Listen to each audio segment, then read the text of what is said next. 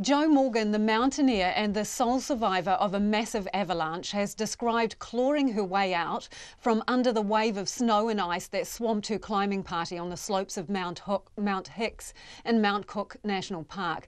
But this remarkable tale of endurance is bittersweet for the philanthropist who was married to economist Gareth Morgan.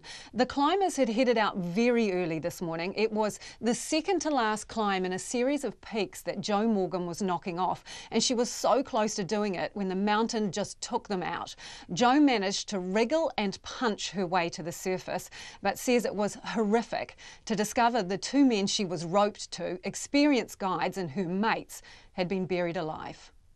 I'm probably still pretty shocked. You know, we set off climbing this morning at 2 o'clock and hoping to climb Mount Hicks, which is the 23rd of the peaks that I'm doing in New Zealand, the 3,000 metre peaks, and Wolfgang had done all the other ones with me, and just absolutely bad luck, and you know, just to get caught in an avalanche like that. We were halfway up a slope and it just took us out. What happened, Joe? Well, it wasn't quite light, and it's a terrifying thing. It's a bit like the surf coming down on you, just a huge big wave of ice coming down the slope towards you, and I just got lucky that I landed with my face up, and I had a hand free and could clear my face. You know, shouted out for the others and heard nothing, and it took me half an hour to get my locator beacon out, and I got that activated, but I was still totally stuck in the snow, and it took me another half hour to an hour to extract myself, and so I was out of the snow by the time the rescue crew came. How did you know that you were facing upwards? How did you work it out? Oh, I don't think, they must have good spatial stuff. Acting on but instinct. Also, you know, I could feel when I stuck my hand up that I was, you know, put into air rather than into something solid. So I was very lucky that my position allowed me to actually clear my face and, you know, take a big breath and think, wow, let's hope no more comes down and, you know, keeps me trapped too. I didn't know what had happened to the boys at this stage. And what was going through your mind when you're under the snow? Time is ticking on. You don't know how much time has passed. What's going through your head? Nothing much, really. I must admit, once I got my upper body out, I looked at the view and I just was gobsmacked. I thought, isn't this amazing? And I know that's totally inappropriate, but it was just such a beautiful place, and the sun was just rising, and at that stage I knew that there was no response when I'd been shouting out for the boys, for Martin and Wolfgang, and it was just, I think, very, very lucky. So I understand that you were all roped together, is that right, Joe? That's right. And so when you surfaced, could you see no sign of the others? No, initially my head was down in a little hollow, so it wasn't till I dug myself at least half out that I could look around, and it was like, you know, being in a jumble of ice blocks. So, you know, you couldn't see very far till I got myself properly out and then could look around. And I suspect that I'd been carried quite a distance, or we'd been carried quite a distance down the face. So when you were digging your way out, did you know already that the other two were gone? No. You just knew that they weren't responding to you, and once it took so long for me to get myself dug out, even though the beacon was going at that time, it's really, you know in your deepest heart that the chances of survival are not good once you get buried in an avalanche.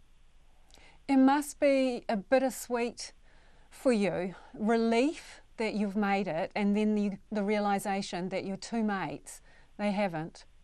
Oh, it's horrific, and it's horrific for their loved ones and family. And, we'd been in a hut for several days over the last few years that, you sit there and all their families and all their loved ones, and you just can't express how they must be feeling now. So Wolfgang and Martin, what can you tell us about them? I don't know if I'm wanting to say anything really about them and their families. I'm not even sure whether their families have all been told. And I know I understand. Everyone in the climbing communities and knows who it is and, who the climbers were, but it's got to be, that consideration of their families that are overseas mainly. I understand, Jo. So when you dug yourself out and you had turned the beacon on, what happened next? Then the phone rang, and search and rescue wanted to make sure that who I was and that I had sent the beacon off. So it's amazing. You're up the top of the main divide and you've got phone reception. And so I talked to them and they said they'd be getting action, but the helicopter had to come from Christchurch, I believe. So it was probably 2.5 hours before I got, any company up there. And what was that like? I suppose I was a little bit frustrated because I was hoping that, there'd be a better chance with people getting there really fast, but, getting to such a remote part of New Zealand in 2.5 hours is pretty amazing, isn't it? Mm. Could you do anything while you were waiting? Yes, I did look around the icefall, and I was sort of trying to, decide whether, because we're still roped together, trying to actually see if I could locate the others. But, it's everything freezes so solid after a movement like that the ropes jam up and everything becomes sort of, like concrete setting. How deep do you think you were, Jo, underneath the snow? My feet were probably a couple of metres under, but that was because we're on a slope. But my head was obviously at surface level, but then my pack was underneath me, so by the time you get yourself breathing, and you've still got to get yourself out of your pack, and there was a lot of shoveling of snow and, futile wriggling for quite a while. Did you ever feel, because I'm listening to this and I can just feel in myself a sense of panic, did you ever feel that panic? No. It was very, every movement was very calculated, and once I got out from under the snow properly, I went to the edge of the valley so I could talk to search and rescue on the phone. Have you ever had any experience even vaguely like this in your climbing? Because you are, we're told, a very experienced climber. This was the last of the 2 climbs that you were doing in that series, but had anything vaguely like it happened before?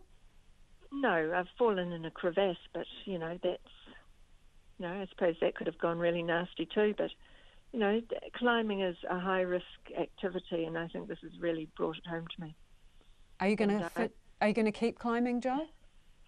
My husband and son are here at the moment, and I'd say probably not going to keep climbing.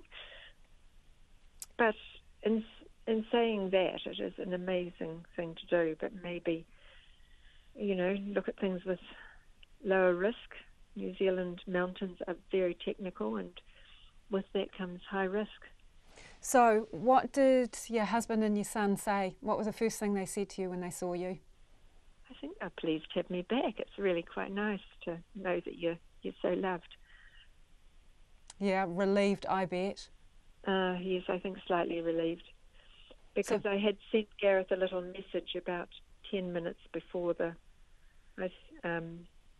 accident happened, and on a little beacon, a personal beacon, and it gave him the message, all is okay, and he could see where my location was, and and was rather confused why I said all was okay, and then search and rescue's ringing him up 5 minutes later. I suppose that just shows you how quickly things can change. Well, that's right. It's a situation that suddenly you're going along and everything's fine, and these were professional guys that were very competent in the mountains, and the assessments are all made, and maybe we got it wrong that time. Who knows? It definitely was a big shock. So have you had a debrief with rescue services or anything like that at this point? No, I went and saw the boys and said goodbye to them, and then I sort of it got rushed out into my family. Where was that, Jo? Where did you get to see them? That was at Mount Cook. They were found very quickly and brought down to the ambulance service there. God, that must have been heartbreaking for you. Yeah, but they were great mates. I wouldn't have left without saying goodbye to them.